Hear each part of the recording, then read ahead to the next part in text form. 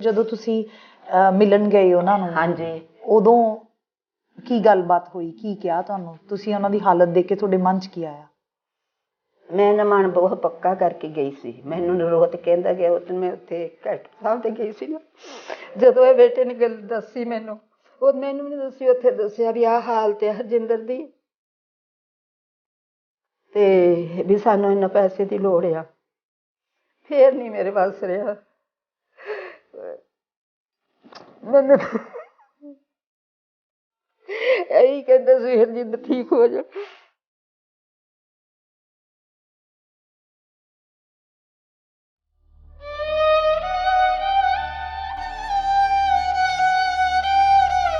ਇੱਕ ਦਿਨ video call ਆਈ ਤੇ ਇਸ ਤਰ੍ਹਾਂ ਮੱਥੇ ਤੇ ਹੱਥ ਧਰਿਆ ਵਿਆ। ਮੈਂ ਬੈਠੀ, ਛੋਟਾ ਲੜਕਾ ਨਾ ਮੇਰਾ ਪੋਤਾ ਜਿਹੜਾ ਜੀ ਰੋਹਤ, ਉਹ ਹਰਜਿੰਦਰ ਆ ਜਾਂਦਾ ਸੀ ਤਾਂ ਰੋਟੀ ਖੁਸ਼ ਹੋ ਕੇ ਖਾ ਲੈਂਦਾ ਸੀ। ਜਦੋਂ ਨਹੀਂ ਸੀ ਆਉਂਦਾ ਨਾ, ਬਸ ਮਿੰਨਤਾਂ ਕਰ ਕਰਕੇ ਮੈਂ ਉਹਨੂੰ ਖਵਾਉਂਦੀ ਸੀ ਰੋਟੀ। ਤੇ ਰੋਟੀ ਨੇ ਉਹ ਖਾਂਦਾ, ਮੈਂ ਕਿਹਾ ਤੂੰ ਕੀ ਖਾਣਾ ਰੋਹਤ, ਮੈਂ ਤੈਨੂੰ ਬਣਾ ਦਿਆ ਵੀ ਤੂੰ ਭੁੱਖਾ ਆ, ਮੈਂ ਦਾਦੀ ਪਾਪਾ ਦੇ ਆਏ ਤੋਂ ਖਾਊਂਗਾ। ਹੁਣ ਮੈਂ ਉਹਨੂੰ ਇਹ ਤਾਂ ਦੱਸਿਆ ਨਹੀਂ ਪਾਪਾ ਵੀ ਠੀਕ ਨਹੀਂ, ਛੇਤੀ ਨਹੀਂ ਆਉਣਾ ਪਾਪਾ ਨੇ।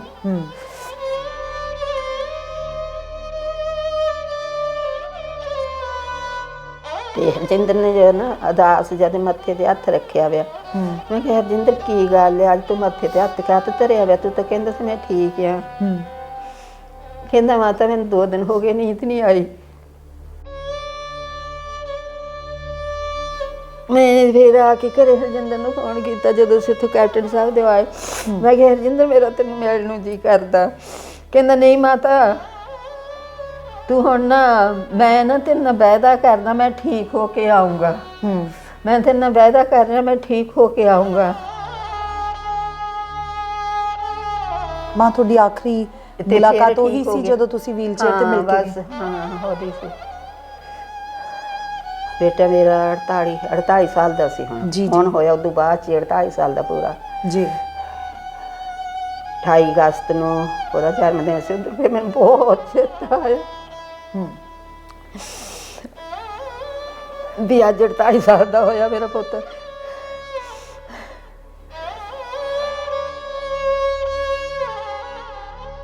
ਕੀ ਲੱਗਦਾ ਕਿ ਇਕੱਲਾ ਪੁੱਤ ਗਿਆ ਜਾਂ ਫਿਰ ਦੇਸ਼ ਦੀ ਸੇਵਾ ਕਰਨ ਵਾਲਾ ਇੱਕ ਬਹੁਤ ਹੀ ਬਿਹਤਰੀਨ ਆਲਾ ਕਾਬਿਲ ਅਫਸਰ? ਬਹੁਤ ਇਮਾਨਦਾਰੀ ਨਾਲ ਕਰਦਾ ਸੀ, ਬਹੁਤ ਇਮਾਨਦਾਰੀ ਨਾਲ।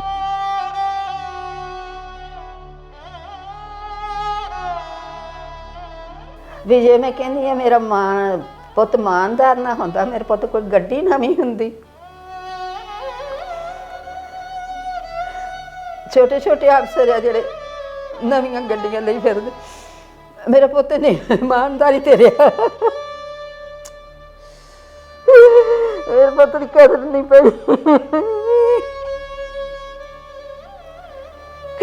ਕਿਸੇ ਅਫਸਰ ਨੇ ਨਹੀਂ ਸੁਣੀ ਸਾਡੀ ਬਾਤ, ਪੁੱਛੀ ਆ ਕੇ ਕਿਸੇ ਮੰਤਰੀ ਨੇ ਨਹੀਂ ਪੁੱਛੀ।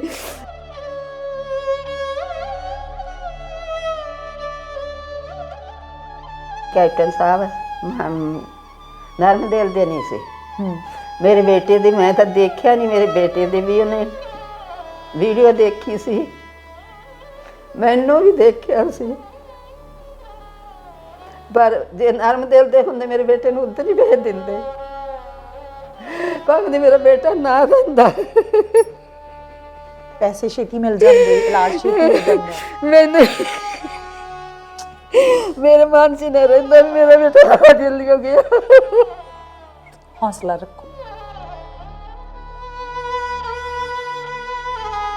ਹੁਣ ਮੇਰੇ ਮਨ 'ਚ ਪੁੱਤ ਇਹੀ ਆਉਂਦੀ ਗੱਲ ਵੀ ਸਰਕਾਰ ਬਦਲ ਜਾਣੀ ਆ। ਸਰਕਾਰ ਦੇ ਹੁੰਦੇ ਵੀ 7ਵਾਂ ਮਹੀਨਾ ਲੱਗ ਗਿਆ, ਕਿਸੇ ਨੇ ਸਾਨੂੰ ਪੁੱਛਿਆ ਨਹੀਂ ਵੀ ਤੁਹਾਡੇ ਘਰੇ ਰੋਟੀ ਪੱਕਦੀ ਹੈ ਜਾਂ ਨਹੀਂ ਪੱਕਦੀ। ਤੇ ਤੁਹਾਨੂੰ ਵੀ ਡਰ ਲੱਗਦਾ ਕਿ ਹੁਣ ਫਿਰ ਫਾਈਲਾਂ ਘੁੰਮੀ ਜਾਂਦੀਆਂ? ਨਹੀਂ ਹੁਣ ਕੁਛ ਹੋਣਾ ਕਿ ਨਹੀਂ ਹੋਣਾ, ਖਰੇ ਸਾਨੂੰ ਮਿਲਣਾ ਹੀ ਨਹੀਂ ਕੁਛ ਵੀ।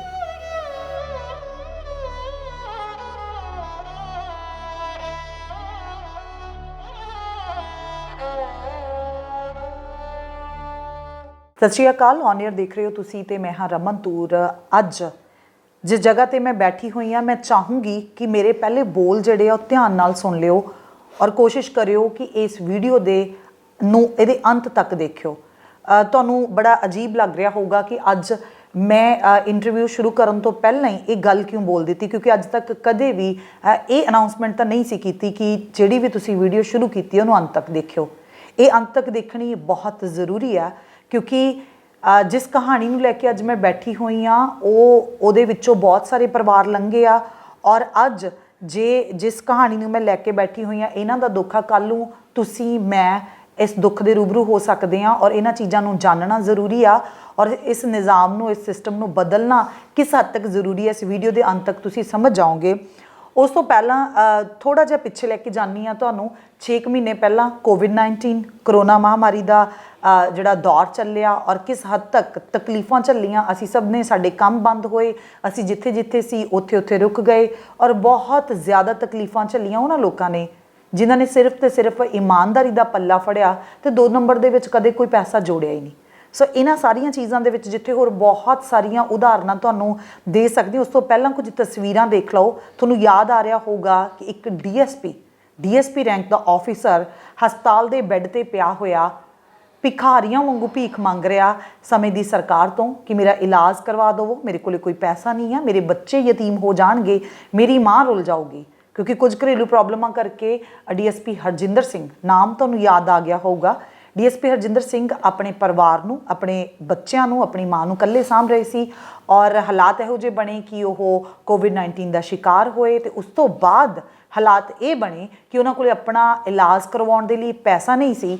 ਤੇ ਫਿਰ ਜਦੋਂ ਹਸਪਤਾਲ ਦੇ ਵਿੱਚ ਪਹੁੰਚ ਗਏ, ਬੁੱਢੀ ਮਾਂ ਜਿਨ੍ਹਾਂ ਦਾ ਚੂਲਾ ਟੁੱਟਿਆ ਹੋਇਆ, ਵੀਲ ਚੇਅਰ ਦੇ ਉੱਤੇ ਵਿਚਰਦੇ ਆ, ਉਹ ਠੀਕ ਤਰ੍ਹਾਂ ਤੁਰ ਨਹੀਂ ਸਕਦੇ, ਬੇਟੇ 2 ਛੋਟੇ ਆ, ਬੱਚੀ ਦਾ ਛੋਟੀ ਜਿਹੀ ਦਾ ਵਿਆਹ ਕਰਨਾ ਪਿਆ ਮਜਬੂਰੀ 'ਚ ਤੇ ਉਹਨੂੰ ਵਿਦੇਸ਼ ਭੇਜਣਾ ਪਿਆ। ਇਹਨਾਂ ਸਾਰੀਆਂ ਚੀਜ਼ਾਂ ਨਾਲ 2-4 ਹੁੰਦੇ ਹੋਏ ਉਹਨਾਂ ਨੇ ਆਪਣੇ ਦੋਸਤਾਂ ਦਾ ਸਹਾਰਾ ਲਿਆ, ਔਰ ਫਿਰ ਵੀ ਉਹਨਾਂ ਨੂੰ ਲੱਗਿਆ ਕਿ ਮੇਰਾ ਇਲਾਜ ਜਿਹੜਾ ਉਹ ਮੁਸ਼ਕਿਲ ਹੋ ਜਾਊਗਾ। ਜੇ ਕਿਤੇ ਇਲਾਜ ਟਾਈਮ ਸਿਰ ਹੋ ਜਾਏ, ਜੇ ਕਿਤੇ ਸਰਕਾਰ ਮੌਕੇ 'ਤੇ ਮੇਰੀ ਬਾਂਹ ਫੜ ਲਵੇ ਤੇ ਹੋ ਸਕਦਾ ਮੈਂ ਆਪਣੇ ਬੱਚਿਆਂ ਦੇ ਵਿੱਚ ਜਿਉਂਦਾ ਜਾਗਦਾ ਬੈਠਾ ਰਹਿ ਜਾਵਾਂ ਤੇ ਆਪਣੇ ਬੱਚਿਆਂ ਦੇ ਵਿੱਚ ਉਹਨਾਂ ਦੀ ਜ਼ਿੰਦਗੀ ਨੂੰ ਜਿਹੜਾ ਸਵਾਰਨ ਦੇ ਲਈ ਕੁਝ ਭੂਮਿਕਾ ਅਦਾ ਕਰ ਸਕਾਂ। ਮੈਂ ਇਹਨਾਂ ਤਮਾਮ ਚੀਜ਼ਾਂ ਦੇ ਉੱਤੇ ਗੱਲ ਕਰੂੰਗੀ। ਉਹਨਾਂ ਦੇ ਪਰਿਵਾਰ ਦੇ ਨਾਲ ਬੈਠੀ ਹੋਈ ਹਾਂ, ਬੁੱਢੀ ਮਾਂ ਦੇ ਨਾਲ ਬੈਠੀ ਹੋਈ ਹਾਂ, ਇੱਕ ਬੱਚੇ ਦੇ ਨਾਲ ਬੈਠੀ ਹੋਈ ਹਾਂ। ਪਰ ਉਸ ਤੋਂ ਪਹਿਲਾਂ ਕਿਉਂਕਿ ਸਾਡੀ ਯਾਦਾਸ਼ਤ ਬੜੀ ਥੋੜ੍ਹੀ ਹੈ, ਔਰ ਸਾਡੀਆਂ ਜਿਹੜੇ ਹੁਕਮਰਾਨ ਹੈਗੇ ਉਹਨਾਂ ਦੀ ਤਾਂ ਉਸ ਤੋਂ ਵੀ ਘੱਟ ਹੈ ਕਿ ਉਹ ਵਾਅਦੇ ਕਰਦੇ ਆ ਪਰ ਭੁੱਲ ਜਾਂਦੇ ਆ। ਉਹ ਵਾਅਦੇ ਯਾਦ ਕਰਵਾਉਣ ਦੇ ਲਈ ਤੇ ਉਹ ਮਾਹੌਲ, ਕਿਸ ਮਾਹੌਲ ਦੇ ਵਿੱਚ ਡੀਐਸਪੀ ਹਰਜਿੰਦਰ ਸਿੰਘ ਨੇ ਰੋਂਦੇ ਹੋਏ ਬਹੁਤ ਬਿਮਾਰੀ ਦੀ ਹਾਲਤ ਦੇ ਵਿੱਚ ਇੱਕ ਵੀਡੀਓ ਬਣਾਈ ਸੀ ਹਸਪੀਟਲ ਦੇ ਬੈੱਡ ਤੋਂ, ਉਹਦੇ ਰੂਬਰੂ ਕਰਵਾਉਣੀ। ਉਸ ਤੋਂ ਬਾਅਦ ਪਰਿਵਾਰ ਦੇ ਨਾਲ ਗੱਲ ਕਰਦੇ ਹਾਂ। PM ਸਾਹਿਬ, ਤੁਸੀਂ ਤਾਂ ਮਹਾਰਾਜਾ ਦੇ ਘਰੇ ਕਿਸੇ ਚੀਜ਼ ਦੀ ਜੋ ਕਮੀ ਹੁੰਦੀ ਹੈ, ਜਿਹਨੂੰ ਜੋ ਚਾਹੁੰਦੇ ਦੇਣ। ਮੈਂ ਤਾਂ ਹੱਥ ਜੋੜ ਕੇ ਆਪਣੀ ਜ਼ਿੰਦਗੀ ਦੀ ਭੀਖ ਮੰਗ ਰਿਹਾ ਤਾਂ ਮਹਾਰਾਜਾ ਸਾਹਿਬ ਮੇਰੇ ਕੋਲ ਛੇਤੀ ਕਰਕੇ ਮੇਰੇ ਫੰਡ ਸੈਂਕਸ਼ਨ ਕਰ ਦਿੱਤੇ ਜਾਣ ਤਾਂ ਕਿ ਮੈਂ ਆਪਣਾ ਇਲਾਜ ਕਰਾ ਸਕਾਂ।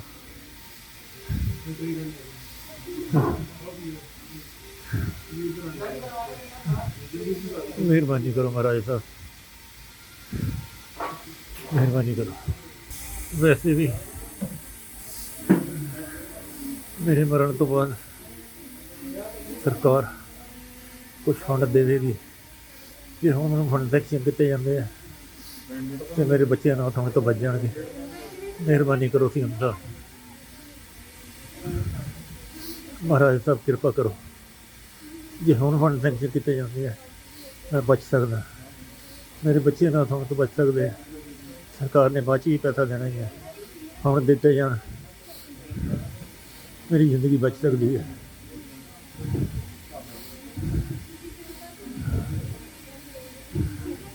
ਕਿਰਪਾ ਕਰੋ। ਸੋ ਤੁਸੀਂ ਸੁਣਿਆ ਕਿ ਇਹ ਡੀਐਸਪੀ ਹਰਜਿੰਦਰ ਸਿੰਘ ਜਿਸ ਵੇਲੇ ਇਸ ਦੁਨੀਆ ਦੇ ਉੱਤੇ ਮੌਜੂਦ ਸੀ ਔਰ ਜਦੋਜਹਿਦ ਕਰ ਰਹੇ ਸੀ ਕਿ ਉਹਨਾਂ ਦੀ ਜ਼ਿੰਦਗੀ ਬਚ ਜਾਵੇ, ਔਰ ਗੁਜ਼ਾਰਿਸ਼ ਜਿਹੜੀ ਇੱਕ ਆਖਰੀ ਹੀਲਾ ਵਰਤਣ ਦੀ ਕੋਸ਼ਿਸ਼ ਕੀਤੀ ਉਸ ਆਫੀਸਰ ਨੇ, ਜਿਨੇ ਬਹੁਤ ਇਮਾਨਦਾਰੀ ਦੇ ਨਾਲ ਪੰਜਾਬ ਦੇ ਪ੍ਰਤੀ, ਗਵਰਨਮੈਂਟ ਦੇ ਪ੍ਰਤੀ ਆਪਣੀਆਂ ਸੇਵਾਵਾਂ ਨਿਭਾਈਆਂ। ਪਰ ਆਖਰੀ ਵਕਤ ਤੇ ਗੁਜ਼ਾਰਿਸ਼ ਕਰਦੇ ਨਜ਼ਰ ਆਏ ਕਿ ਜੇ ਮੇਰੀ ਮਦਦ ਕਰਨੀ ਆ ਤਾਂ ਥੋੜ੍ਹੀ ਜਿਹੀ ਜਲਦੀ ਕਰ ਦੇਵੋ ਤਾਂ ਕਿ ਮੈਂ ਜਿਉਂਦਾ ਜਾਗਦਾ ਆਪਣੇ ਪਰਿਵਾਰ ਦੇ ਵਿੱਚ ਜਾ ਸਕਾਂ। ਦੇਰ ਹੋਈ, ਫਾਈਲਾਂ ਘੁੰਮਦੀਆਂ ਰਹੀਆਂ ਤੇ ਜੋ ਉਹਨਾਂ ਦਾ ਖਦਸ਼ਾ ਸੀ ਕਿ ਮੈਨੂੰ ਕੁਝ ਹੋ ਜਾਊਗਾ, ਤੇ ਉਹਨਾਂ ਨੂੰ ਕੁਝ ਹੋ ਗਿਆ ਤੇ ਉਹ ਹਮੇਸ਼ਾ ਦੇ ਲਈ ਆਪਣੇ ਪਰਿਵਾਰ ਤੋਂ ਦੂਰ ਹੋ ਗਏ। ਉਹਨਾਂ ਦੀ ਚਿੱਠੀ ਦਾ ਮੈਂ ਜ਼ਿਕਰ ਜ਼ਰੂਰ ਕਰਨਾ ਚਾਹੁੰਦੀ ਹਾਂ। ਉਹਨਾਂ ਨੇ ਉਸ ਵੇਲੇ ਇੱਕ ਚਿੱਠੀ ਵੀ ਲਿਖੀ ਸੀ, ਉਹ ਚਿੱਠੀ ਅਸੀਂ ਉਸ ਵੇਲੇ ਔਨ 에ਅਰ ਦੇ ਜ਼ਰੀਏ ਦਿਖਾਈ ਵੀ ਸੀ। ਉਹਨਾਂ ਨੇ ਪੰਜਾਬ CM ਪੰਜਾਬ ਜਿਹੜੇ ਉਸ ਵੇਲੇ ਮਹਾਰਾਜਾ ਅਮਰਿੰਦਰ ਸਿੰਘ, ਕੈਪਟਨ ਅਮਰਿੰਦਰ ਸਿੰਘ ਸੀ, ਉਹਨਾਂ ਨੂੰ ਲਿਖਿਆ ਹੀ ਇੱਦਾਂ ਸੀ ਕਿ ਮਹਾਰਾਜਾ ਅਮਰਿੰਦਰ ਸਿੰਘ ਜੀ ਨੂੰ ਮੇਰੀ ਅਪੀਲ ਹੈ। ਔਰ ਉਹਦੇ ਵਿੱਚ ਉਹਨਾਂ ਨੇ ਬਹੁਤ ਸਾਰੀਆਂ ਚੀਜ਼ਾਂ ਲਿਖੀਆਂ ਸੀ ਕਿ ਇੰਨੀ ਤਰੀਕ ਨੂੰ ਇੰਨੇ ਵੱਜ ਕੇ ਇੰਨੇ ਮਿੰਟ 'ਤੇ ਮੇਰੇ ਨਾਲ ਆਹ ਹੈਪਨਿੰਗ ਹੋਈ। ਉਸ ਤੋਂ ਬਾਅਦ ਮੈਂ ਕੋਵਿਡ ਜਿਹੜਾ ਟੈਸਟ ਕਰਵਾਇਆ, ਮੈਨੂੰ ਜਿਹੜਾ ਮੈਂ ਉਹਦਾ ਸ਼ਿਕਾਰ ਹਾਂ, ਮੈਂ ਉਹਦੇ ਨਾਲ ਗ੍ਰਸਤ ਹਾਂ। ਔਰ ਉਸ ਤੋਂ ਬਾਅਦ ਉਹਨਾਂ ਨੇ ਇਹ ਵੀ ਦੱਸਿਆ ਕਿ ਡਾਕਟਰ ਨੇ ਇੰਨੀ ਤਰੀਕ ਨੂੰ, ਪ੍ਰੋਪਰ ਤਰੀਕਾਂ ਜਿਹੜੀਆਂ ਉਹਨਾਂ ਨੇ ਮੈਂਸ਼ਨ ਕਰਕੇ ਲਿਖਿਆ ਕਿ ਇੰਨੀ ਤਰੀਕ ਨੂੰ ਮੇਰੇ ਡਾਕਟਰ ਨੇ ਮੈਨੂੰ ਇਹ ਕਿਹਾ ਕਿ ਤੁਹਾਨੂੰ ਜਿਹੜੀਆਂ ਲੰਗਸ ਟ੍ਰਾਂਸਪਲਾਂਟਸ ਜਿਹੜੀ ਉਹਦੀ ਜ਼ਰੂਰਤ ਹੈ ਤੇ ਆਪਣਾ ਪ੍ਰਬੰਧ ਕਰ ਲਵੋ। ਉਹਨਾਂ ਨੇ ਕਿਹਾ ਕਿ ਮੇਰੇ ਕੋਲੇ ਇੰਨੀ ਸੇਵਿੰਗਸ ਨਹੀਂ, ਇੰਨਾ ਪੈਸਾ ਨਹੀਂ ਆ ਕਿ ਮੈਂ ਆਪਣਾ ਪ੍ਰਬੰਧ ਕਰ ਸਕਾਂ।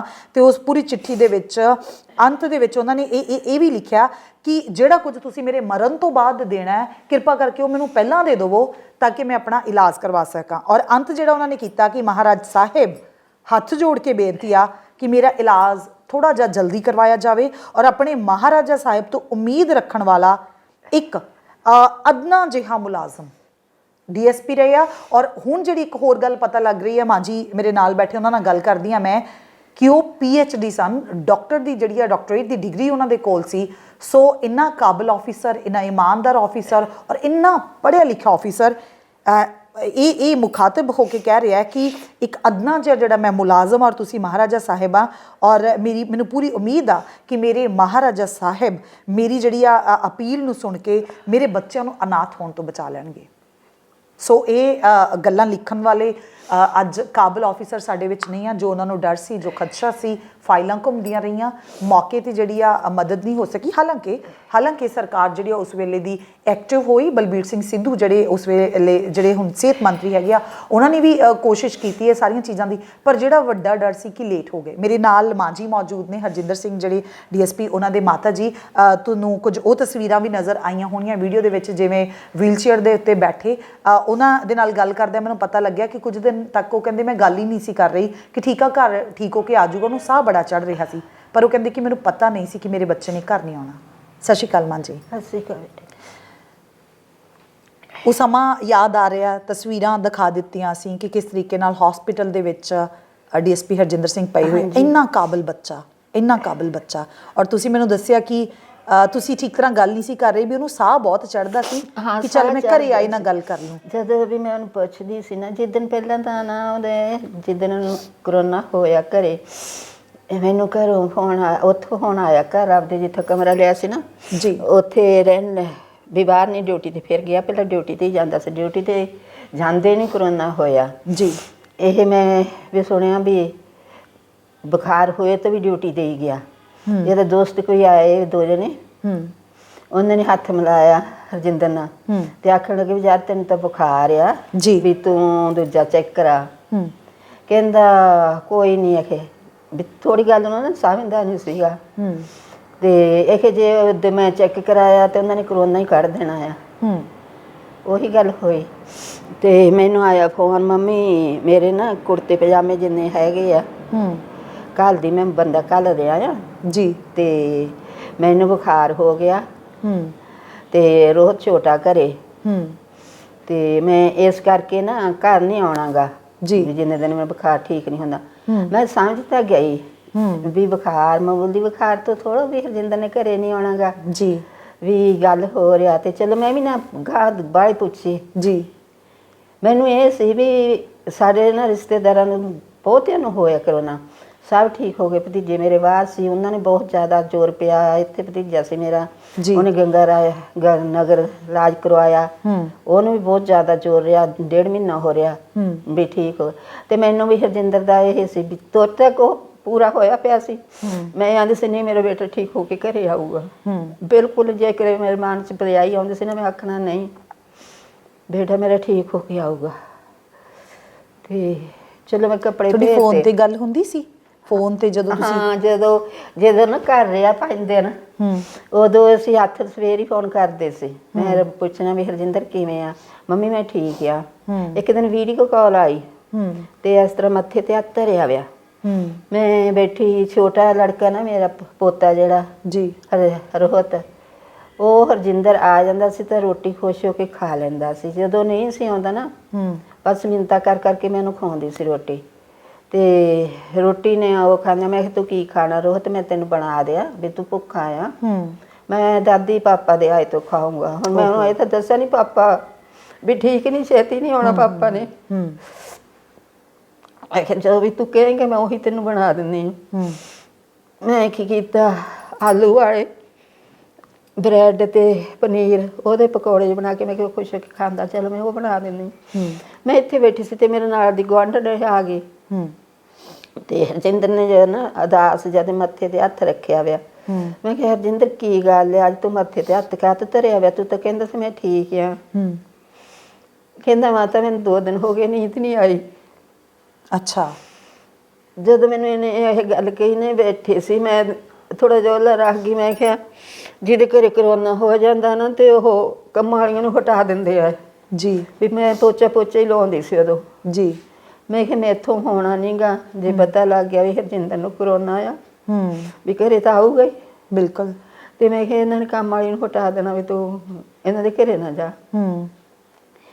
ਮੈਂ ਕਿਹਾ ਚੱਲ, ਕਹਿੰਦਾ ਮਾਤਾ ਮੈਂ ਫੇਰ ਫੋਨ ਕਰੂੰਗਾ।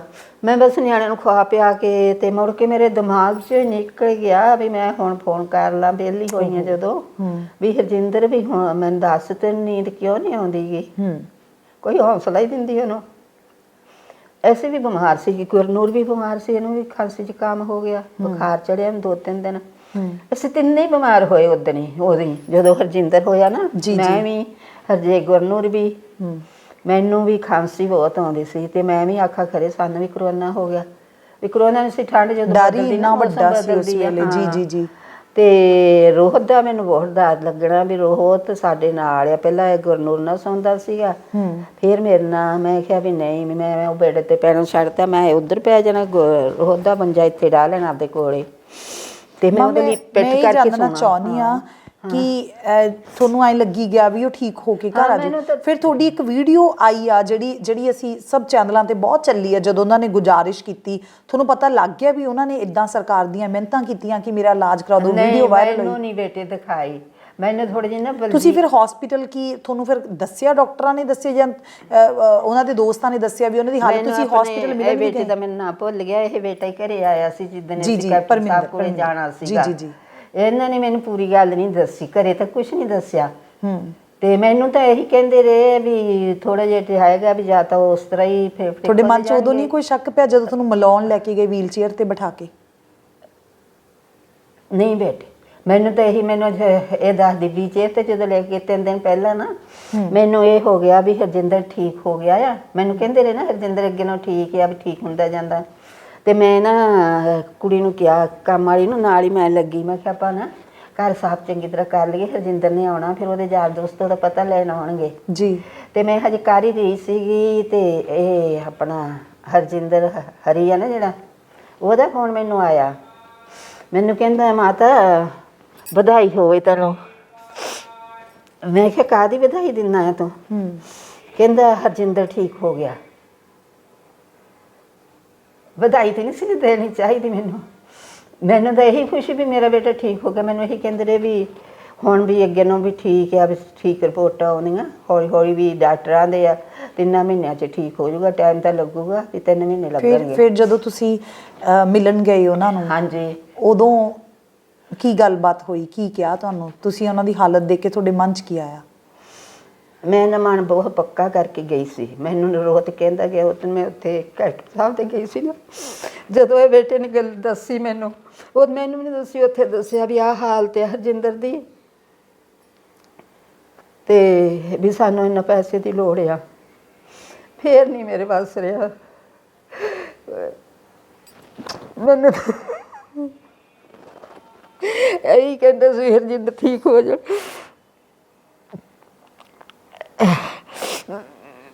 ਮੈਂ ਫਿਰ ਆ ਕੇ ਘਰੇ ਹਰਜਿੰਦਰ ਨੂੰ ਫੋਨ ਕੀਤਾ ਜਦੋਂ ਅਸੀਂ ਉੱਥੋਂ ਕੈਪਟਨ ਸਾਹਿਬ ਦੇ ਆਏ। ਮੈਂ ਕਿਹਾ ਹਰਜਿੰਦਰ ਮੇਰਾ ਤੈਨੂੰ ਮਿਲਣ ਨੂੰ ਜੀ ਕਰਦਾ। ਕਹਿੰਦਾ ਨਹੀਂ ਮਾਤਾ ਤੂੰ ਹੁਣ ਨਾ, ਮੈਂ ਨਾ ਤੇਰੇ ਨਾਲ ਵਾਅਦਾ ਕਰਦਾ ਮੈਂ ਠੀਕ ਹੋ ਕੇ ਆਊਂਗਾ। ਮੈਂ ਤੇਰੇ ਨਾਲ ਵਾਅਦਾ ਕਰ ਰਿਹਾ ਮੈਂ ਠੀਕ ਹੋ ਕੇ ਆਊਂਗਾ। ਮੈਂ ਕਿਹਾ ਚੰਗਾ ਪੁੱਤ, ਮੈਨੂੰ ਹੌਸਲਾ ਹੋ ਗਿਆ। ਮੈਨੂੰ ਇੰਨਾ ਪਤਾ ਨਹੀਂ ਸੀ, ਮੈਂ ਥੋੜੀ ਜਿਹੀ ਉਹ ਜਿਹੀ ਬਾਈ ਚੁਸ ਚਲਾਕ ਨਹੀਂ ਕਿ ਵੀ ਜਿਹੜਾ ਮੈਨੂੰ ਨਾ ਵੀ ਗੱਲ ਨੂੰ ਸਮਝਣਾ। ਮੈਂ ਕਿਹਾ ਚਲੋ ਜੇ ਕਹਿੰਦਾ ਵੀ ਠੀਕ ਹੋ ਕੇ ਆ ਜਾਊਗਾ, ਤੇ ਮੈਨੂੰ ਇਹ ਵੀ ਨਹੀਂ ਸੀ ਪਤਾ ਵੀ ਐਡਾ ਵੱਡਾ ਆਪਰੇਸ਼ਨ ਹੋਣਾ ਆ। ਉਹ ਮੈਂ ਸਾਰੀ ਦਿਹਾੜੀ ਰੋਂਦੀ ਰਹਿਣਾ, ਪਰਮਾਤਮਾ ਅੱਗੇ ਬੇਨਤੀ ਕਰਦੀ ਰਹਿਣਾ ਵੀ ਮੇਰਾ ਪੁੱਤ ਠੀਕ ਹੋ ਕੇ ਆ ਜਾਵੇ। ਤੇ ਕਹਿੰਦਾ 2 ਵਾਰੀ ਮੈਂ ਪਹਿਲਾਂ ਵੀ ਰੱਬ ਦੇ ਘਰੋਂ ਹੋ ਕੇ ਮੁੜਿਆ ਆ। ਇੱਕ ਵਾਰੀ ਤਾਂ ਮੈਨੂੰ ਲਿਜਾ ਕੇ ਨਾ ਨੇਰ ਕੋਠੜੀ 'ਚ ਸਿੱਟਤਾ। ਇੱਕ ਵਾਰੀ ਫਿਰ ਇਹ ਇਸ ਤਰ੍ਹਾਂ ਹੋਇਆ ਵੀ ਮੈਂ ਤਾਂ ਉੱਡੀ ਜਾਂਦਾ, ਤੇ ਜਿਹੜਾ ਭਤੀਜਾ ਮੇਰਾ ਕੋਲੇ ਰਿਹਾ ਹਰਦੀਪ, ਇਹ ਮੈਂ ਕਹੀ ਗਿਆ ਹਰਦੀਪ ਮੈਂ ਗਿਆ ਇਹ ਡਾਕਟਰ ਵੀ ਹਰਦੀਪ ਨੇ ਮੇਰੇ ਸਿਰ ਤੇ ਹੱਥ ਧਰ ਲਿਆ। ਡਾਕਟਰ ਵੀ ਕਹੇ ਗਏ ਵੀ ਤੂੰ ਹੱਥ ਚੱਕ ਲਾ। ਕਹਿੰਦਾ ਨਹੀਂ ਮੈਂ ਨਹੀਂ ਹੱਥ ਚੱਕਣਾ, ਮੈਂ ਕੋਲ ਜਾਣਾ। ਤੇ ਹਰਜਿੰਦਰ ਵੀ ਉਹਨੂੰ ਕਹੀ ਗਿਆ ਹਰਦੀਪ ਮੇਰੇ ਕੋਲੋਂ ਨਾ ਜਾਈ, ਮੈਨੂੰ ਛੱਡ ਕੇ ਨਾ ਜਾਈ। ਮੈਂ ਗਿਆ।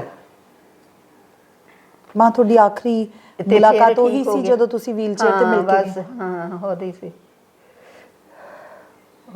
ਹੁਣ ਇਹ ਮੈਨੂੰ ਤੁਹਾਡੇ ਨਾਲ ਗੱਲ ਕਰਨੀ ਮਜਬੂਰੀ ਆ। ਬਹੁਤ ਸਾਰਿਆਂ ਨੂੰ ਇਹ ਲੱਗੂਗਾ ਵੀ ਇਹ ਲੋਕ ਇਮੋਸ਼ਨਲ ਜਿਹੜੀਆਂ ਇੰਟਰਵਿਊਆਂ ਕਰਦੇ ਆ, ਪਰ ਕਿਉਂਕਿ ਇਹਨਾਂ ਲੋਕਾਂ ਦੇ ਇਮੋਸ਼ਨਸ ਨਾਲੋਂ ਵੱਡੀ ਜਿਹੜੀ ਆ ਇਸ ਵੇਲੇ ਰੋਟੀ ਦੀ ਦਿੱਕਤ ਖੜੀ ਹੋਈ ਆ ਘਰੇ।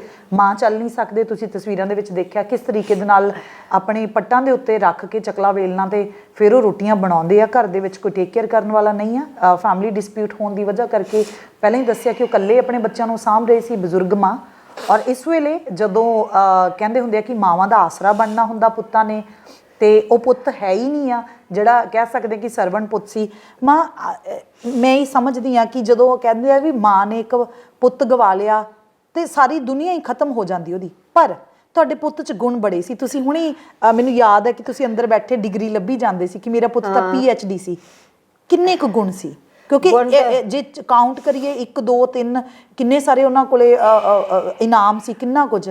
ਕੀ ਲੱਗਦਾ ਕਿ ਇਕੱਲਾ ਪੁੱਤ ਗਿਆ ਜਾਂ ਫਿਰ ਦੇਸ਼ ਦੀ ਸੇਵਾ ਕਰਨ ਵਾਲਾ ਇੱਕ ਬਹੁਤ ਹੀ ਬਿਹਤਰੀਨ ਆਲਾ ਕਾਬਿਲ ਅਫਸਰ? ਬਹੁਤ ਇਮਾਨਦਾਰੀ ਨਾਲ ਕਰਦਾ ਸੀ, ਬਹੁਤ ਇਮਾਨਦਾਰੀ ਨਾਲ। ਜੇ ਲੁੱਟਣ ਖੋਹਣ ਵਾਲਾ ਹੁੰਦਾ ਫਿਰ ਉਹ ਮੇਰਾ ਪੁੱਤ ਲਾਜ ਵੱਲੀ ਨਹੀਂ ਸੀ ਜਾਂਦਾ। ਤੁਹਾਨੂੰ ਅੱਜ ਇਸ ਗੱਲ ਤੇ ਦੁੱਖ ਮਹਿਸੂਸ ਹੁੰਦਾ ਵੀ ਤੁਹਾਡਾ ਪੁੱਤ ਇਮਾਨਦਾਰ ਸੀਗਾ, ਇਸ ਲਈ ਉਹ ਆਪਣੇ ਆਪ ਦੀ ਜ਼ਿੰਦਗੀ ਵੀ ਨਹੀਂ ਬਚਾ ਸਕਿਆ? ਹਾਂ ਬੇਟੇ, ਦੁੱਖ ਤਾਂ ਮਹਿਸੂਸ ਹੁੰਦਾ ਵੀ ਜੇ ਲੋਕਾਂ ਵਾਂਗੂ ਲੁੱਟਦਾ ਤੇ ਆਪਦਾ ਇਲਾਜ ਕਰਾ ਲੈਂਦਾ। ਇਲਾਜ ਲਈ ਮੇਰਾ ਪੁੱਤ ਗਿਆ। ਜੇ ਅਸੀਂ ਕੈਪਟਨ ਸਾਹਿਬ ਦੇ ਗਏ ਉੱਥੇ ਮੈਂ ਆਖਿਆ ਸੀ ਜਿਹੜੇ ਸਾਹਿਬ ਦੇ ਅੱਗੇ ਹੁੰਦੇ ਆ ਮੇਰੇ ਜਦੋਂ ਦੇ ਪੀਏ ਹੁੰਦੇ ਆ ਉਹਦੇ, ਉਹ ਮੈਨੂੰ ਆਖਣ ਲੱਗੇ, ਉਹ ਸੱਚ ਆਖਣ ਲੱਗਾ ਨਹੀਂ ਇਹ ਕਿ ਨਾ ਕੈਪਟਨ ਸਾਹਿਬ ਇਹ ਬਹੁਤ ਨਰਮ ਦਿਲ ਦੇ ਆ ਵੀ ਤੁਹਾਡੇ ਬੇਟੇ ਦਾ ਇਲਾਜ ਕਰਾਉਣਗੇ, ਦੇਣਗੇ ਪੈਸਾ। ਤੇ ਮੈਂ ਵੀ ਬਾਰ-ਬਾਰ ਹੱਥ ਜੋੜ ਕੇ ਆਉਂਦੀ ਰਹੀ ਵੀ ਮੇਰੇ ਬੇਟੇ ਦਾ ਇਲਾਜ ਕਰਾ ਦਿਓ। ਤੇ ਪਰ ਹੁਣ ਮੈਂ ਕਹਿੰਦੀ ਵੀ ਨਹੀਂ, ਕੈਪਟਨ ਸਾਹਿਬ ਨਰਮ ਦਿਲ ਦੇ ਨਹੀਂ ਸੀ। ਮੇਰੇ ਬੇਟੇ ਦੀ ਮੈਂ ਤਾਂ ਦੇਖਿਆ ਨਹੀਂ, ਮੇਰੇ ਬੇਟੇ ਦੇ ਵੀ ਉਹਨੇ ਵੀਡੀਓ ਦੇਖੀ ਸੀ, ਮੈਨੂੰ ਵੀ ਦੇਖਿਆ ਸੀ, ਪਰ ਜੇ ਨਰਮ ਦਿਲ ਦੇ ਹੁੰਦੇ ਮੇਰੇ ਬੇਟੇ ਨੂੰ ਉੱਧਰ ਹੀ ਭੇਜ ਦਿੰਦੇ, ਭਾਵੇਂ ਮੇਰਾ ਬੇਟਾ ਨਾ ਰਹਿੰਦਾ। ਪੈਸੇ ਛੇਤੀ ਮਿਲ ਜਾਂਦੇ, ਇਲਾਜ ਛੇਤੀ ਹੋ ਜਾਂਦਾ। ਮੈਨੂੰ ਮੇਰੇ ਮਨ 'ਚ ਨਾ ਰਹਿੰਦਾ ਵੀ ਮੇਰਾ ਬੇਟਾ ਜਲਦੀ ਹੋ ਗਿਆ। ਹੌਸਲਾ ਰੱਖੋ, ਹੌਸਲਾ ਰੱਖੋ। ਤੁਹਾਡੇ ਤੇ ਤਾਂ ਹਜੇ ਬਹੁਤ ਵੱਡੀ ਜ਼ਿੰਮੇਵਾਰੀ ਹਜੇ ਬਾਕੀ ਪਈ ਹੋਈ ਹੈ। ਜੇ ਉਦੋਂ ਹੀ ਮੇਰੇ ਬੇਟੇ ਨੂੰ ਭੇਜ ਦਿੰਦੇ। ਨਾਲੇ ਆਪਣੇ ਬੇਟੇ ਨੇ ਸਿਮਰਨ ਨੇ ਆਖਿਆ ਸੀਗਾ ਵੀ ਉੱਥੋਂ ਵੀ ਫੋਨ ਆ ਗਿਆ ਜਿੱਥੇ ਘੱਲਣਾ ਸੀ ਆਪਣੇ ਬਿੰਦਰਾ ਵੱਲ ਸੀ ਫਿਰ ਭੇਜਣਾ ਜੀ ਰਜਿੰਦਰਾ ਹਸਪਤਾਲ। ਹਾਂ ਉੱਥੇ ਵੀ ਉਹਨਾਂ ਨੇ ਆਖਿਆ ਵੀ ਸਾਡੇ ਕੋਲੇ ਤਿਆਰ ਆ ਵੀ ਇਹਦੇ ਸਾਰਾ ਕੁਛ ਤੇ ਤੁਸੀਂ ਵੀ ਛੇਤੀ ਲੈ ਆਓ। ਪਰ ਨਹੀਂ, ਇਹਨੇ ਕੈਪਟਨ ਸਾਹਿਬ ਨੇ ਨਾ ਭੇਜਿਆ ਮੇਰਾ ਪੁੱਤ। ਮਾਂ ਹੁਣ ਜਿਹੜੀਆਂ ਤਕਲੀਫਾਂ ਜੇ ਅਸੀਂ ਉਹਨਾਂ ਦਾ ਜ਼ਿਕਰ ਕਰੀਏ, ਇੱਕ ਬੱਚਾ ਜਿਹੜਾ ਹਾਲ ਦੀ ਘੜੀ ਛੋਟਾ ਮਾਂ ਕੋਲ ਭੇਜਿਆ ਹੋਇਆ, ਇਹ ਬੇਟਾ ਤੁਹਾਡਾ, ਤੁਹਾਡੇ ਬਹੁਤ ਮੁਸ਼ਕਲ ਹਾਲਾਤ ਆ। ਤੁਸੀਂ ਘਰੇ ਕੰਮ ਵਾਲੀ ਵੀ ਨਹੀਂ ਰੱਖ ਸਕਦੇ ਕਿਉਂਕਿ ਤੁਹਾਡੇ ਕੋਲੇ ਪੈਸੇ ਨਹੀਂ ਆ। ਤੇ ਹੁਣ ਕੀ ਲੱਗਦਾ ਕਿ ਹੁਣ ਸਰਕਾਰ ਹਜੇ ਵੀ ਤੁਹਾਨੂੰ ਹੁਣ ਆਸ ਹੈਗੀ ਸਰਕਾਰ ਤੋਂ, ਜੇ ਹੁਣ ਸਰਕਾਰ ਧਿਆਨ ਦੇ ਦੇਵੇ? ਘੱਟੋ ਘੱਟ ਤੁਹਾਡੇ ਬੱਚਿਆਂ ਦੀ ਜਿਹੜੀ ਆ ਜ਼ਿੰਦਗੀ, ਉਦੋਂ ਬਹੁਤ ਸਾਰੇ ਵਾਅਦੇ ਹੋਏ ਸੀ, ਬੱਚੇ ਨੂੰ ਨੌਕਰੀ ਦੇਣ ਦਾ ਵਾਅਦਾ ਹੋਇਆ ਸੀ, ਇਲਾਜ ਦਾ ਵਾਅਦਾ ਹੋਇਆ ਸੀ, ਮਦਦ ਦਾ ਵਾਅਦਾ ਹੋਇਆ ਸੀ, ਔਰ ਉਹਨਾਂ ਦੀ ਚਿੱਠੀ ਦੇ ਵਿੱਚ ਜਿੱਦਾਂ ਦੀਆਂ ਚੀਜ਼ਾਂ ਲਿਖੀਆਂ ਸੀ ਉਹ ਵੀ ਬਹੁਤ ਪਰੇਸ਼ਾਨ ਕਰਦੀਆਂ। ਉਹ ਕਹਿੰਦੇ ਆ ਕਿ ਵੀ ਮੇਰੇ ਇਸ ਬੰਦੇ ਤੋਂ ਸਾਨੂੰ ਖਤਰਾ ਹੈ, ਇਸ ਬੰਦੇ ਨੂੰ ਤੁਸੀਂ ਨਾ ਦੇ ਦਿਓ, ਮੇਰੇ ਬੱਚੇ ਨੂੰ ਜੌਬ ਦੇ ਦਿਓ। ਉਹ ਸਾਰੀਆਂ ਚੀਜ਼ਾਂ ਕਿੰਨੀਆਂ ਕੁ ਪਰੇਸ਼ਾਨੀਆਂ ਦੇ ਵਿੱਚੋਂ ਲੰਘ ਰਹੇ ਸੀ ਉਹ ਉਸ ਵੇਲੇ? ਪਹਿਲਾਂ ਤਾਂ ਬੇਟੇ ਮੇਰੇ ਕੋਲ ਕੋਈ ਗੱਲ ਕਰਦਾ ਨਹੀਂ ਸੀ, ਉਹਨੂੰ ਪਤਾ ਵੀ ਜੇ ਕੋਈ ਮੈਂ ਇਹੋ ਜਿਹੀ ਗੱਲ ਕੀਤੀ ਵੀ ਮੰਮੀ ਦਾ BP ਜਾਂ ਵੱਧ ਜਾਂਦਾ ਆ ਜੀ, ਇਹ ਮੰਜੇ ਤੇ ਪੈ ਜਾਂਦੀ, ਜੇ ਇਹਦੇ ਕੋਲ ਮੇਰੇ ਕੋਲ ਕੋਈ ਗੱਲ ਕਰਦਾ ਹੀ ਨਹੀਂ ਸੀ, ਆਪਦੇ ਪੇਟ 'ਚ ਹੀ ਰੱਖਦਾ ਸੀਗਾ। ਮੈਨੂੰ ਤਾਂ ਹੁਣ ਬਾਅਦ 'ਚ ਜੋ ਉਹਦੇ ਲਿਖੇ ਪਏ ਆ ਉਹ ਪੜ੍ਹੇ ਆ, ਸਾਰਾ ਕੁਝ ਲਿਖ ਕੇ ਗਏ ਉਹ? ਸਭ ਕੁਝ ਲਿਖ ਕੇ ਗਿਆ। ਜਿੱਦਾਂ ਮੈਂ ਵੇਖ ਲੈਂਦੀ ਫਿਰ ਮੇਰਾ BP ਬਹੁਤ ਜ਼ਿਆਦਾ ਵੱਧ ਜਾਂਦਾ। ਇੱਕ ਦਿਨ ਹੁਣ 275 ਹੋ ਗਿਆ ਸੀ। ਡਾਕਟਰ ਆਖੇ ਵੀ ਤੁਸੀਂ ਇੱਥੇ ਡਾਕਟਰ ਆਏ ਵੇ ਸੀ ਵੀ ਇਹਨੂੰ ਹਸਪਤਾਲ ਲੈ ਜਾਓ, ਵੀ ਹੁਣ ਇਹ ਟੀਕੇ ਨਾਲ ਇਹ ਲੱਥੂਗਾ ਤੇ ਜਾ ਕੇ ECG ਕਰਾਓ। ਮੈਂ ਇਹੀ ਸੋਚਦੀ ਸੀ ਵੀ ਜੇ ਮੈਂ ਹਸਪਤਾਲ ਚਲੇ ਗਈ, ਉਹਨਾਂ ਨੇ ਟੈਸਟ ਲਿਖ ਜਾਣੇ, ਇੰਨੇ ਪੈਸੇ ਸਾਡੇ ਕੋਲ ਹੈ ਨਹੀਂ, ਮੈਂ ਵੀ ਕਿੱਥੋਂ ਆਪਦੇ ਟੈਸਟ ਕਰਾਉਗੀ। ਇਹ ਮੁੰਡਾ ਨਾਲ ਘਰੇ ਸੀ, ਮੈਂ ਕਿਹਾ ਇਹਨੂੰ ਮੈਂ ਕਿਵੇਂ ਲੈ ਕੇ ਜਾਵਾਂ। ਫਿਰ ਰਾਤ ਨੂੰ ਮੇਰੀ ਪੋਤੀ ਦਾ ਫੋਨ ਆ ਗਿਆ, ਵੱਡੀ ਦਾ, ਵੱਡੀ ਲੜਕੀ ਦਾ, ਕਹਿੰਦੀ ਦਾਦੀ ਕਿਸ ਤਰ੍ਹਾਂ ਆ। ਮੈਂ ਪਹਿਲਾਂ ਉਹਨੂੰ ਵੀ ਦੱਸਿਆ, ਮੈਂ ਕਿਹਾ ਬੇਟੇ ਵੀ ਮੇਰਾ ਅੱਜ ਨਾ BP ਬਹੁਤ ਜ਼ਿਆਦਾ ਹਾਈ ਆ, ਵੀ ਘਟ ਜਾਂਦਾ ਫਿਰ ਵੱਧ ਜਾਂਦਾ, ਘਟ ਜਾਂਦਾ ਵੱਧ ਜਾਂਦਾ। ਉਹ ਕਹਿੰਦੀ ਦਾਦੀ ਮੈਂ ਆਉਣੀ ਆ। ਉਹ ਫਿਰ 9 ਵਜੇ ਰਾਤ ਨੂੰ ਆਈ, ਉਦੋਂ ਵੀ ਮੇਰਾ BP ਵਧਿਆ ਹੋਇਆ ਸੀ। ਫਿਰ ਹੋਰ ਮੇਰਾ ਕੋਈ ਚਾਰਾ ਨਹੀਂ ਚੱਲਦਾ। 3 ਵਾਰੀ ਮੈਂ ਉਦੋਂ ਦਵਾਈ ਲੈ ਲਈ। ਪਹਿਲਾਂ ਮੈਂ ਗੋਲੀ ਲਈ, ਫਿਰ ਮੈਂ ਕੈਪਸੂਲ ਲਿਆ ਜਿਹੜਾ ਜੀਭ ਥੱਲੇ ਰੱਖੀ ਦਾ, ਉਹਦੇ ਨਾਲ ਘਟ ਗਿਆ, ਫਿਰ ਵੱਧ ਗਿਆ। ਫਿਰ ਸ਼ਾਮ ਨੂੰ, ਫਿਰ ਰਾਤ ਨੂੰ 8 ਵਜੇ ਫਿਰ ਮੈਂ ਗੋਲੀ ਲੈ ਲਈ, ਰਾਤ ਨੂੰ ਫਿਰ 150। ਮਾਂ ਤੁਹਾਡੇ ਹਾਲਾਤ ਜਿਹੜੇ ਆ ਹੁਣ, ਮੈਂ ਅਸਲ ਦੇ ਵਿੱਚ ਗੱਲ ਕਰਨ ਦਾ ਮੇਰਾ ਮਕਸਦ ਹੀ ਇਹ ਸੀ ਕਿ ਤੁਸੀਂ ਬਿਮਾਰ ਰਹਿੰਦੇ ਹੋ, ਠੀਕ ਨਹੀਂ ਆ, ਬੱਚਾ ਛੋਟਾ ਹੈ ਜੇ, ਔਰ ਦੂਸਰਾ ਬੱਚਾ ਇਸ ਤੋਂ ਵੀ ਛੋਟਾ ਹੈ। ਹਾਂਜੀ, ਮੈਨੂੰ ਨਹੀਂ ਪਤਾ ਮੈਨੂੰ ਕਿਵੇਂ ਕਹਿਣਾ ਚਾਹੀਦਾ। ਤੁਸੀਂ ਹੁਣ ਵਾਲੀ ਸਰਕਾਰ ਨੂੰ ਕੋਈ ਗੁਜ਼ਾਰਿਸ਼ ਕਰਨਾ ਚਾਹੁੰਦੇ ਆ? ਕਿਉਂਕਿ ਉਹ ਆਫੀਸਰ ਇੰਨਾ ਇਮਾਨਦਾਰ ਸੀ, ਜਿਹਦੇ ਕੋਲ ਆਪਣੀ ਇਲਾਜ ਲਈ ਪੈਸੇ ਨਹੀਂ ਸੀ। ਹੁਣੇ ਬੈਂਕ ਦੇ ਜਿਹੜੇ ਤੁਹਾਨੂੰ ਨੋਟਿਸ ਆਉਣੇ ਸ਼ੁਰੂ ਹੋ ਗਏ ਆ, ਇਸ ਘਰ ਦੇ ਵਿੱਚ ਬੈਠੇ ਇਹਦੇ ਉੱਤੇ ਵੀ ਲੋਨ ਆ। ਤੁਹਾਡੇ ਕੋਲੇ ਤੁਹਾਡੀ ਜਿਹੜੀ ਜ਼ਿੰਦਗੀ ਨੂੰ ਨਿਰਬਾਹ ਕਰਨ ਦੇ ਲਈ ਹੋਰ ਕੁਝ ਵੀ ਨਹੀਂ ਆ। ਇਸ ਘਰ ਦੇ ਲਈ ਬੈਂਕ ਵਾਲਿਆਂ ਦੇ ਫੋਨ ਆਉਣੇ ਸ਼ੁਰੂ ਹੋ ਚੁੱਕੇ ਆ, ਤੁਹਾਨੂੰ ਨੋਟਿਸ, ਇੰਨੀਆਂ ਟੈਨਸ਼ਨਾਂ ਹੈਗੀਆਂ, ਤੁਸੀਂ ਇਕੱਲੇ ਹੋ, ਬੱਚਾ ਅਜੇ ਛੋਟਾ ਹੈ। ਸਰਕਾਰ ਨੂੰ ਹੁਣ ਵਾਲੀ ਨੂੰ ਕੋਈ ਗੁਜ਼ਾਰਿਸ਼ ਕਰਨਾ ਚਾਹੋਗੇ? ਕਰੂੰਗੀ ਬੇਟੇ ਗੁਜ਼ਾਰਿਸ਼ ਤਾਂ ਮੈਂ ਪਹਿਲਾਂ ਮੈਂ ਇਹ ਚੰਨੀ ਸਾਹਿਬ ਤੋਂ ਤੁਹਾਨੂੰ ਉਮੀਦ ਹੈ ਕਿ ਤੁਹਾਡੀ ਮਦਦ ਕਰ ਦੇਣਗੇ? ਇਹ ਕਹਿਣਾ ਚਾਹੁੰਦੀ ਆ ਵੀ 9 ਜੂਨ ਨੂੰ ਮੇਰਾ ਬੇਟਾ ਖਤਮ ਹੋਇਆ, ਪੂਰਾ ਹੋਇਆ ਜੀ। 6 ਮਹੀਨੇ ਹੋ ਗਏ? ਹਾਂ 6 ਮਹੀਨੇ ਹੋ ਗਏ ਆ ਜੀ।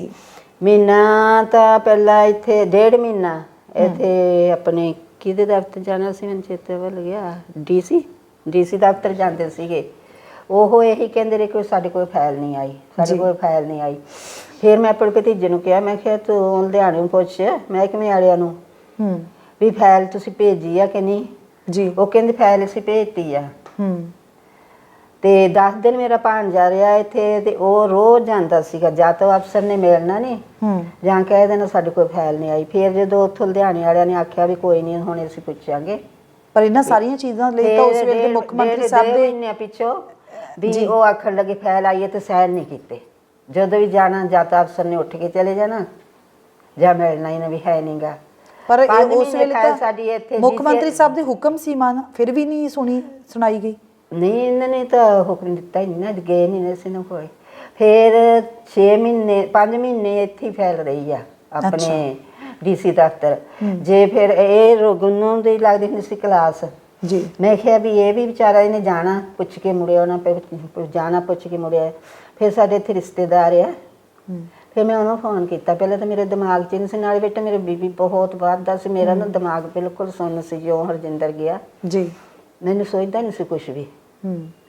ਫਿਰ ਥੋੜ੍ਹਾ ਜਿਹਾ ਮੈਂ ਇੱਕ ਦਿਨ ਬੈਠੀ ਸੋਚਿਆ ਵੀ ਹਰਦੀਪ ਤਾਂ ਹੁਣ ਦੂਰ ਆ, ਰੋਜ਼ ਨਹੀਂ ਆ ਸਕਦਾ ਗਾ, ਨਾਲੇ ਤਾਂ ਜੇ ਆਏ ਨੂੰ ਉਹਨੂੰ ਫਾਈਲ ਦੇ ਦੇਣ ਫਿਰ ਤਾਂ ਹੈਗਾ, ਉਹ ਆਪਦਾ ਘਰ ਦਾ ਕੰਮ ਛੱਡ ਕੇ ਆਊਗਾ। ਫਿਰ ਮੈਂ ਇੱਥੇ ਸਾਡੇ ਰਿਸ਼ਤੇਦਾਰ ਆ, ਉਹਨੂੰ ਫਿਰ ਮੈਂ ਫੋਨ ਕੀਤਾ। ਮੈਂ ਕਿਹਾ ਜਸਵਿੰਦਰ ਬੇਟੇ ਤੂੰ ਇੱਥੇ ਆ ਕਿ ਪਿੰਡ ਗਿਆ ਵਾ? ਕਹਿੰਦਾ ਨਹੀਂ ਮਤਾਈ ਜੀ ਮੈਂ ਇੱਥੇ ਹਾਂ, ਤੁਸੀਂ ਦੱਸੋ।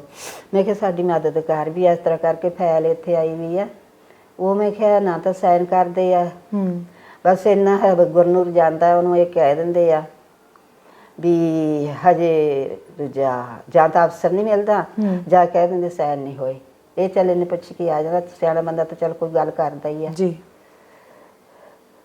ਉਹ ਵਿਚਾਰਾ ਆ ਗਿਆ 3 ਵਾਰ, ਬਹੁਤ ਵਾਰ ਗਿਆ, ਮੈਂ ਵੀ ਇੱਕ ਵਾਰ ਮੈਂ ਗਈ। ਇਹੀ ਜਾਣਨਾ ਚਾਹੁੰਦੀ ਆ ਮਾਂ ਕਿ ਜਿਹੜੀਆਂ ਇਹ ਫਾਈਲਾਂ ਹੁਣ ਤੱਕ ਜਿਹੜੀ ਆ ਕੋਈ ਮਦਦ ਹੋਈ ਨਹੀਂ ਆ।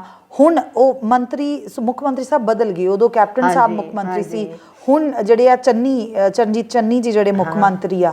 ਹੁਣ ਮੈਂ ਜਾਣਨਾ ਚਾਹੁੰਦੀ ਆ ਕਿ ਤੁਸੀਂ ਇਹਨਾਂ ਨੂੰ ਕੀ ਸੁਨੇਹਾ ਦੇਣਾ ਚਾਹੁੰਦੇ ਆ, ਕਿਉਂਕਿ ਹਾਲਾਤ ਤੁਹਾਡੇ ਘਰ ਦੇ ਦਿਖਾਉਣ ਦਾ ਮੇਰਾ ਮਕਸਦ ਇਹ ਸੀ ਕਿ ਤੁਸੀਂ ਜਿਹੜੇ ਆ ਬਹੁਤ ਜ਼ਿਆਦਾ ਪਰੇਸ਼ਾਨੀਆਂ ਦੇ ਵਿੱਚੋਂ ਬਿਮਾਰ ਹੋ, ਘਰ ਵੀ ਤੁਹਾਡਾ ਜਿਹੜਾ ਇੱਕ ਤਰ੍ਹਾਂ ਖੁੱਸਦਾ ਨਜ਼ਰ ਆਉਂਦਾ ਕਿਉਂਕਿ ਬੈਂਕ ਵਾਲਿਆਂ ਦੇ ਫੋਨ ਆਈ ਜਾਂਦੇ ਆ, ਮਦਦ ਜਿਹੜੀ ਮਿਲਣੀ ਸੀ ਉਹ ਹਜੇ ਮਿਲੀ ਨਹੀਂ ਆ, ਬੱਚਿਆਂ ਦੀ ਦੋ ਬੱਚਿਆਂ ਦੀ ਜ਼ਿੰਮੇਵਾਰੀ ਆ ਔਰ ਤੁਸੀਂ ਠੀਕ ਤਰ੍ਹਾਂ ਚੱਲ ਫਿਰ ਵੀ ਨਹੀਂ ਸਕਦੇ। ਹਾਂਜੀ, ਤੁਸੀਂ ਹੁਣ ਦੇ ਮੁੱਖ ਮੰਤਰੀ ਸਾਹਿਬ ਨੂੰ ਕੀ ਕਹਿਣਾ ਚਾਹੁੰਦੀ ਆ? ਇੱਕ ਤਾਂ ਸਾਡੀ ਫਾਈਲ ਹੁਣ ਆਈ ਨੂੰ ਨਾ 20 ਅਕਤੂਬਰ ਨੂੰ ਖਾਣੀ ਕਿ 22-23 ਦੀ ਇੱਥੇ ਆਈ ਵੀ ਆ 13 ਪਟਿਆਲ 'ਚ ਜੀ। ਇਹਨੇ ਅਸੀਂ 5 ਵਾਰੀ ਇੱਥੇ 13 ਪਟਿਆਲ ਜਾਏ ਆ। ਵੀ ਇੱਕ ਵਾਰੀ ਸਾਥੋਂ ਜੋ ਵੀ ਤੁਸੀਂ ਲੈਣੇ ਆ ਕਾਗਜ਼ ਪੱਤਰ ਇੱਕ ਵਾਰੀ ਲੈ ਲਓ, ਜਿਹੜੇ ਉਹਨਾਂ ਨੇ ਸਾਨੂੰ ਘਰੇ ਭੇਜੇ ਸੀ ਕਾਗਜ਼ ਸਾਰਾ ਕੁਝ ਲਿਖਿਆ ਵੇ ਸੀ, ਇਹ ਸਾਰੇ ਫੋਟੋ ਕਾਪੀਆਂ ਬਣਾ ਕੇ ਰੱਖ ਲਈਆਂ ਵੀ ਕਿਹੜੇ ਟਾਈਮ ਫਿਰ ਲੋੜ ਪਵੇ।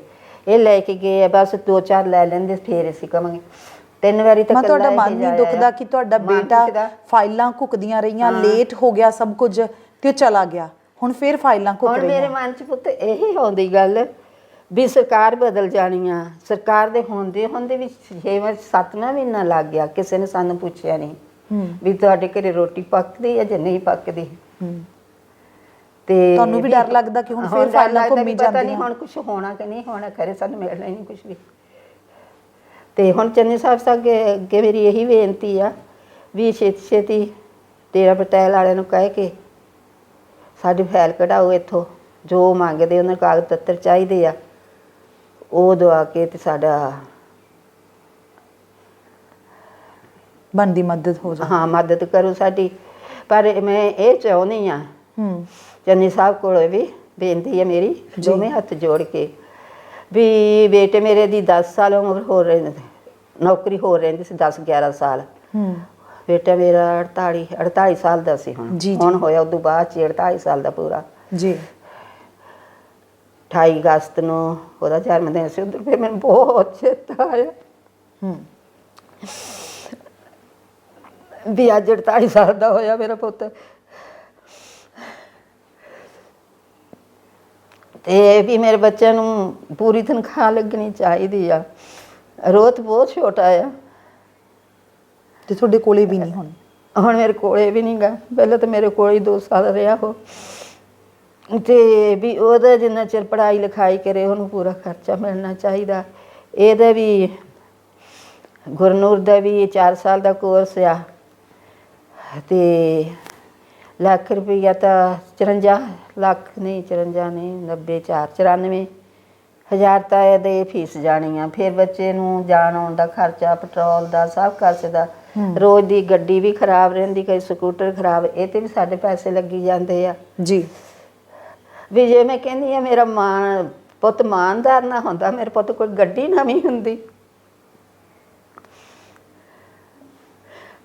ਛੋਟੇ ਛੋਟੇ ਅਫਸਰ ਆ ਜਿਹੜੇ ਨਵੀਆਂ ਗੱਡੀਆਂ ਲਈ ਫਿਰਦੇ, ਮੇਰਾ ਪੁੱਤ ਨੇ ਇਮਾਨਦਾਰੀ ਤੇ ਰਿਹਾ। ਮੇਰੇ ਪੁੱਤ ਦੀ ਕਦਰ ਨਹੀਂ ਪਈ। ਕਿਸੇ ਅਫਸਰ ਨੇ ਨਹੀਂ ਸੁਣੀ ਸਾਡੀ ਬਾਤ, ਪੁੱਛੀ ਆ ਕੇ ਕਿਸੇ ਮੰਤਰੀ ਨੇ ਨਹੀਂ ਪੁੱਛੀ। ਸੰਸਕਾਰ ਤੇ ਜ਼ਰੂਰ ਸਾਰੇ ਪਹੁੰਚੇ ਆ, ਸੰਸਕਾਰ ਤੇ ਸਾਰੇ ਪਹੁੰਚੇ। ਭੋਗ ਤੇ ਅਸੀਂ ਤਿਆਰੀ ਲੰਗਰ ਦੀ ਕੀਤੀ, ਸਾਰੇ ਵੀ ਆਉਣਗੇ, ਕੋਈ ਨਹੀਂ ਆਇਆ। ਸਾਡਾ ਉਹ ਵੀ ਖਰਚਾ ਕੀਤਾ ਐਵੇਂ ਗਿਆ। ਕਿਸੇ ਨੇ ਆ ਕੇ ਨਹੀਂ ਬਾਤ ਪੁੱਛੀ ਇੱਥੋਂ ਵੀ।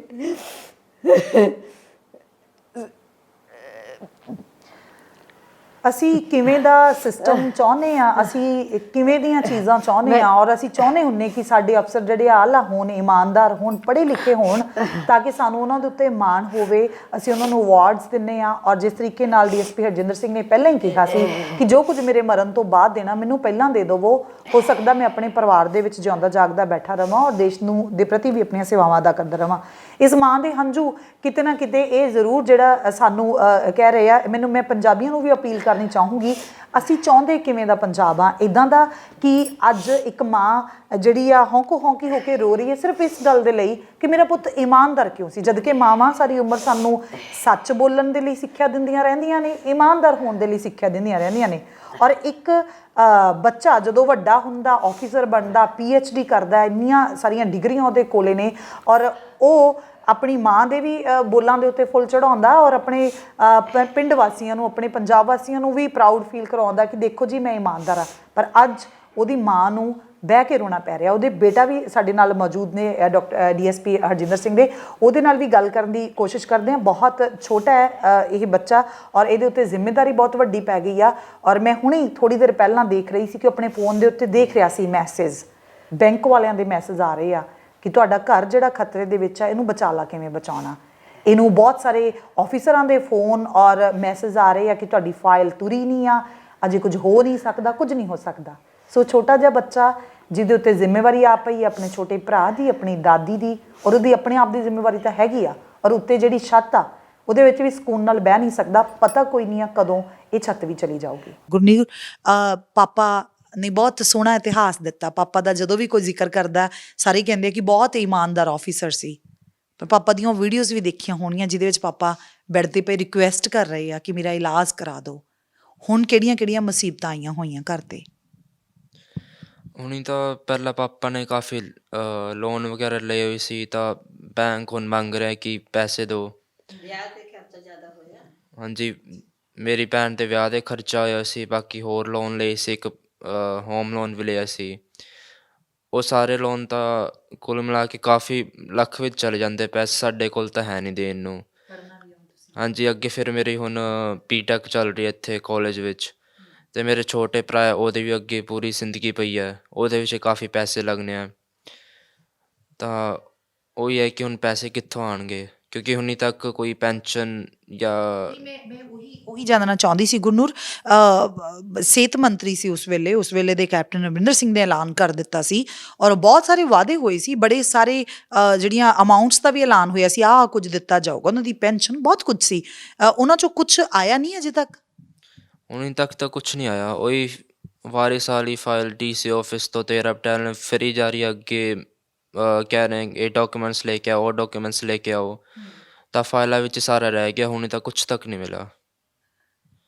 ਪਾਪਾ ਦੀ ਯਾਦ ਆਉਂਦੀ ਆ, ਤੇ ਹੁਣ ਜਦੋਂ ਯਾਦ ਆਉਂਦੀ, ਕਿਵੇਂ ਦੀ ਯਾਦ ਆਉਂਦੀ ਆ? ਘਰ 'ਚ ਫਿਰਦੇ ਨਜ਼ਰ ਆਉਂਦੇ ਆ ਜਾਂ ਫਿਰ ਉਹ ਬੈੱਡ 'ਤੇ ਪਏ ਹੋਏ ਬੇਬਸ ਪਾਪਾ ਯਾਦ ਆਉਂਦੇ ਆ? ਉਹੀ ਛੋਟੀ ਛੋਟੀ ਗੱਲਾਂ ਕਦੀ ਯਾਦ ਆਉਂਦੀ ਕਿ ਅਸੀਂ ਜਾ ਕੇ ਕੁਛ ਬਾਹਰ ਖਾਇਆ ਕਰਦੇ ਸੀ, ਇਹ ਕਰਦੇ ਸੀ।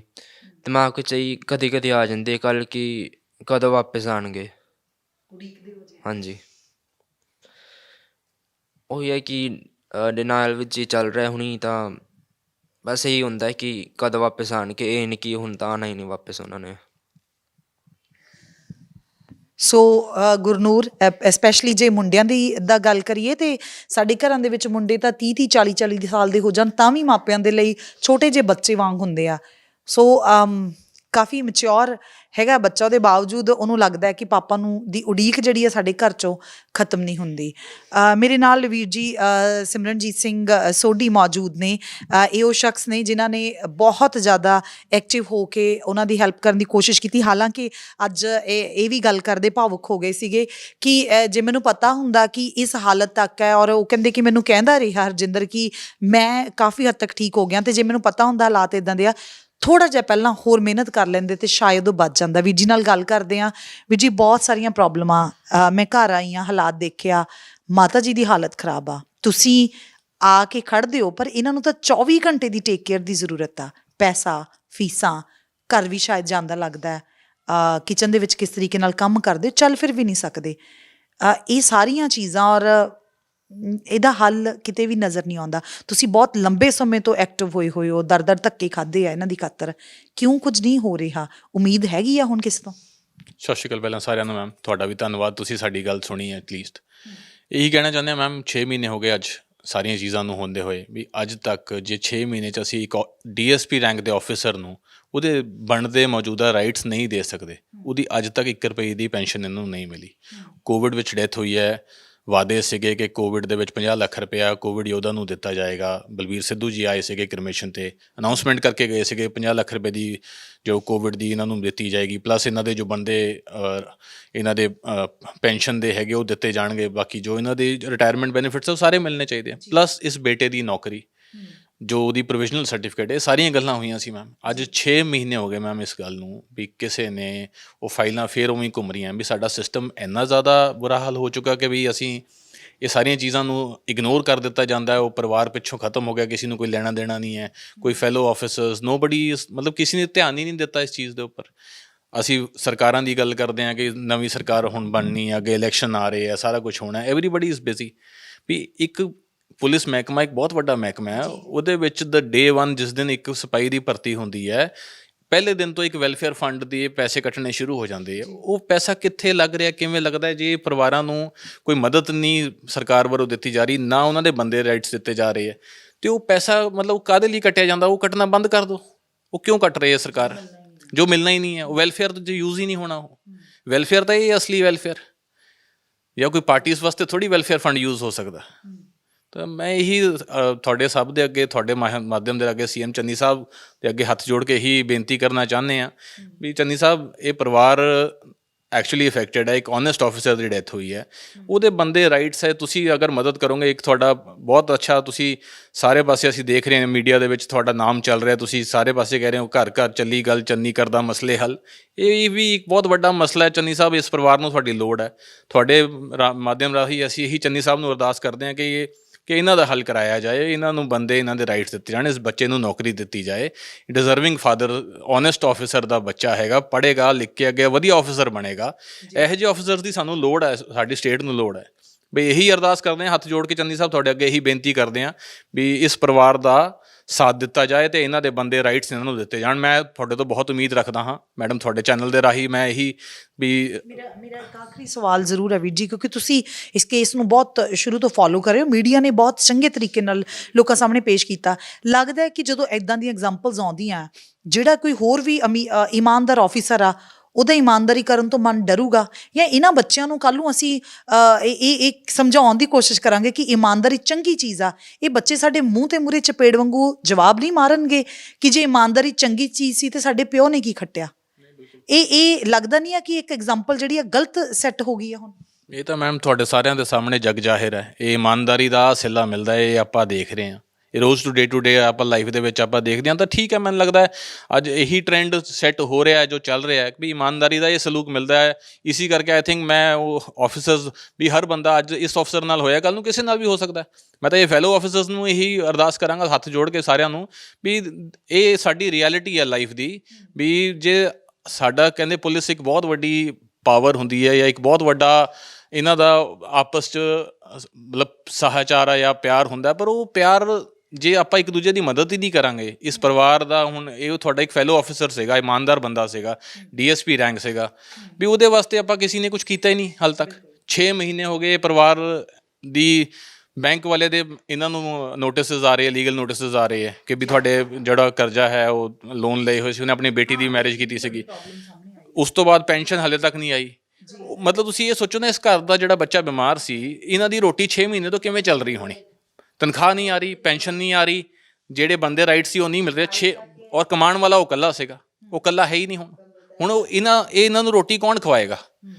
ਇਹ ਤਾਂ ਇਹ ਫੈਲੋ ਆਫਿਸਰ ਦੇ, ਪੁਲਿਸ ਡਿਪਾਰਟਮੈਂਟ ਇੰਨਾ ਵੱਡਾ ਡਿਪਾਰਟਮੈਂਟ ਹੈ, ਇੰਨੇ ਵੱਡੇ ਆਫਿਸਰ ਸਾਰੇ ਉਹਦੇ ਨਾਲ ਉਹਨਾਂ ਨੇ ਜਿਨ੍ਹਾਂ ਨੇ ਜੌਬ ਕੀਤੀ ਹੈ। ਮੈਂ ਤੁਹਾਡੇ ਮਾਧਿਅਮ ਤੋਂ ਉਹਨਾਂ ਨੂੰ ਵੀ ਇਹ ਅਪੀਲ ਕਰਾਂਗਾ ਕਿ ਇਹਨਾਂ ਦੀ ਮਦਦ ਕਰੀ ਜਾਏ, ਇਸ ਫੈਮਿਲੀ ਦੀ, ਤਾਂ ਕਿ ਇਹਨਾਂ ਦੇ ਜੋ ਬੰਦੇ ਰਾਈਟਸ ਹੈਗੇ, ਉਹ ਤਾਂ ਉਹਦੇ ਰਾਈਟਸ ਹੈ ਨਾ ਮੈਮ, ਉਹਨੂੰ ਮਿਲਣੇ ਚਾਹੀਦੇ ਹੈ। ਔਰ 6 ਮਹੀਨੇ ਹੋ ਗਏ ਹਲੇ ਤੱਕ ਉਹਦੀਆਂ ਫਾਈਲਸ ਹਲੇ ਤੱਕ ਘੁੰਮ ਰਹੀਆਂ ਹੈਗੀਆਂ। ਇਸੇ ਕਰਕੇ ਅਸੀਂ ਮੈਮ ਤੁਹਾਡੇ ਅੱਗੇ ਇਹ ਅਰਦਾਸ ਕਰਦੇ ਹਾਂ ਕਿ ਵੀ ਇਹਨਾਂ ਨੂੰ ਹੈਲਪ ਕੀਤੀ ਜਾਏ ਜੀ। ਇਸ ਵੀਡੀਓ ਦੇ ਸ਼ੁਰੂ ਦੇ ਵਿੱਚ ਜੋ ਮੈਂ ਬੋਲਿਆ ਸੀ ਕਿ ਇਸ ਵੀਡੀਓ ਨੂੰ ਅੰਤ ਤੱਕ ਦੇਖਿਓ, ਤੁਹਾਨੂੰ ਗੱਲ ਜਿਹੜੀ ਅਸਲ ਦੇ ਵਿੱਚ ਸਮਝ ਆ ਜਾਊਗੀ। ਮੇਰਾ ਮਕਸਦ ਇਸ ਪਰਿਵਾਰ ਦੇ ਨਾਲ ਆ ਕੇ ਬੈਠਣ ਦਾ, ਇਹਨਾਂ ਦੇ ਹਾਲਾਤ ਦਿਖਾਉਣ ਦਾ ਹੁਣ ਜਿਹੜਾ ਤੁਹਾਨੂੰ ਜ਼ਰੂਰ ਕਲੀਅਰ ਹੋ ਗਿਆ ਹੋਊਗਾ।